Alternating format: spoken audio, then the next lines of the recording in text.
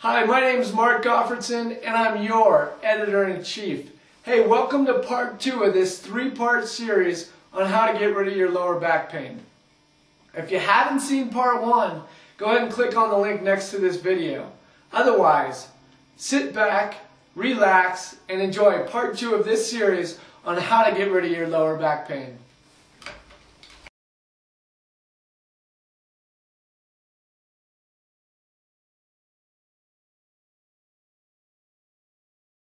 Okay, the first exercise we're going to do is called hip flexor abdominals with a pillow.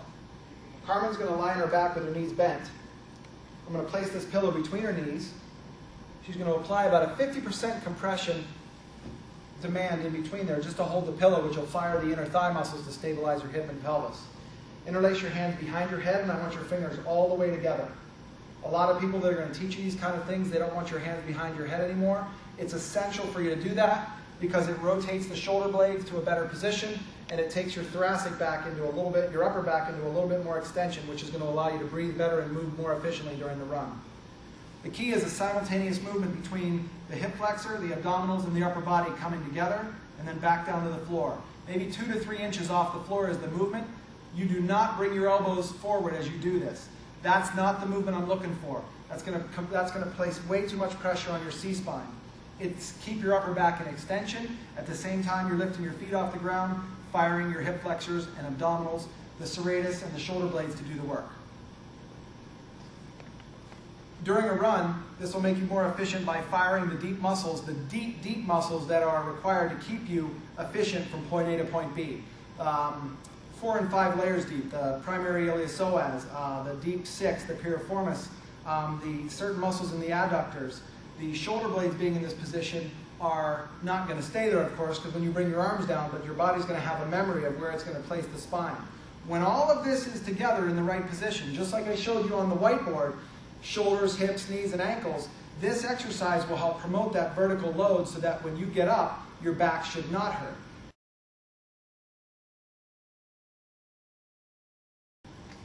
The next exercise we're going to do is called the upper spinal floor twist. Let me have you lie on your left side in the fetal position. So you're going to start with everything at a 90-degree angle. 90 at the ankle, 90 at the knee, 90 at the hips, 90 at the shoulder where the arm comes out. The mistake you'll make is that you'll actually pull this shoulder underneath you a little bit too much, and you'll start on the rear part of your shoulder, or you'll bring your torso forward so that this angle is now in like this, so it's a lesser degreed angle. So make sure you're set up on the side of your shoulder that's on the ground. Bring your left hand or bottom hand and place it on top of your knees. That keeps your knees stacked on top of each other. It keeps your pelvis straight up and down or vertical to the floor, perpendicular. And now bring your arm to the other side. Allow your upper body to open. You're going to roll onto the rear part of your bottom shoulder. This is going to rotate. Your arm's going to go to the ground, and eventually your shoulder blade should be on the ground. You're going to turn your head and look that direction also. The key is to keep your pelvis stable. Allow your hand maybe to assist you in holding this position, and it will rotate this whole section open. There's a bunch of muscles that interdigitate here that come to stabilize you in this abdominal and lower back area. The movement of this rotational mechanism on top of a stable hip is exactly what happens during a run. Your body wants to create the movement of arm front to back motion on a stable pelvis as the hip is moving back and forth to extension. So even though you're not up and running around, this exercise can simulate a portion of the run. It will fire those muscles, and they'll have a memory and kick in during your run. One of the big things for lower back pain is stabilizing your knee and keeping your hip stable. You're in a relatively very safe position for your low back and hips as you rotate your torso. One of the major things this will focus on is taking your shoulders out of this rounded forward position along with your rounded thoracic spine. It opens you up to extension, which will have the cumulative effect of decreasing your back pain as you become a more efficient runner. Close up your arm to finish the exercise, and then you would roll over to the other side to get it done on the other side. Cats and dogs. The next exercise we're going to do is called cats and dogs. You're going to come up on your hands and knees. You're going to start where your shoulders are basically right below above your wrists, and your hips are right above your knees, so everything is a 90-degree angle.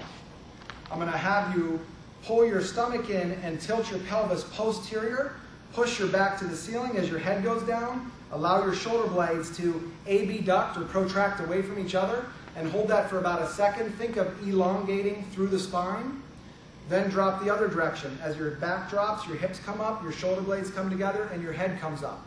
Keep the weight on the index and thumb fingers. That'll help you lock your arms out and not bend them through the exercise. Make this a fluid motion 10 times.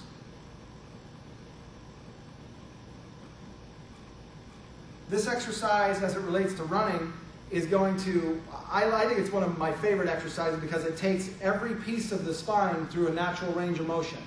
It takes all the muscles that are surrounding the spine and in the hip and the shoulder girdle through a full range of motion because you're asking the scapula to move.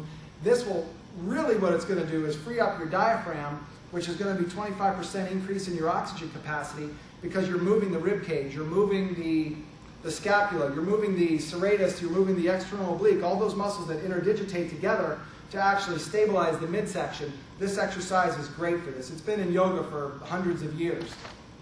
Now, as it relates to back pain, in my opinion, this is probably the #1 exercise you're going to need to know because you can do this anytime, anywhere, and it kind of massages your back through that range of motion and starts to elongate and release any tight muscles and starts to bring in or facilitate some of the muscles that have been dormant or asleep for a while.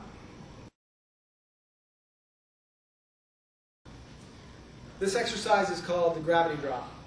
We're going to have Carmen step up on top of a kitchen step ladder or even a stair within your house that you can hold onto the banisters with.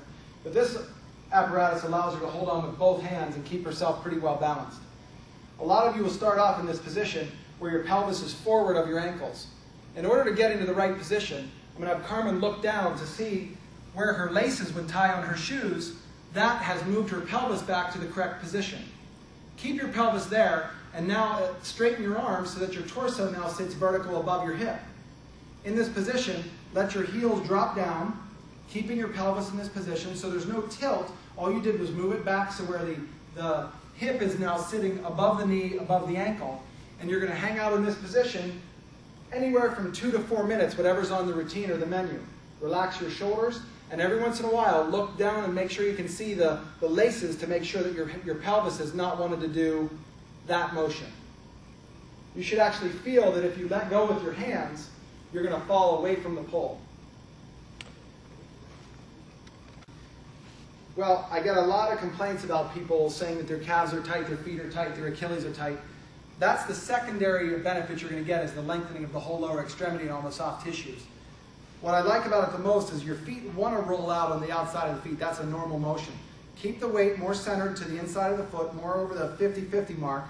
That, in turn, will reposition your ankle joint and give you a more stable feedback mechanism from the ankle to the central nervous system. So there has to be a good feed between those two. That's a whole different thing we'll talk about later.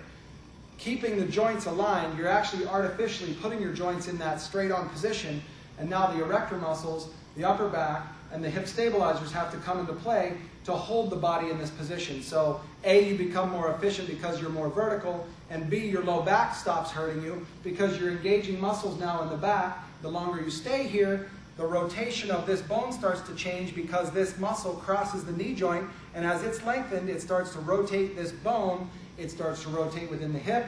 The pelvis starts to tilt correctly. The spine then can now be on top of a more stable base. Hey, congratulations! You're on your way to a healthier back and more efficient running. Stay tuned for part 3. And remember, at Peak Running, we're changing the way you run, one article at a time.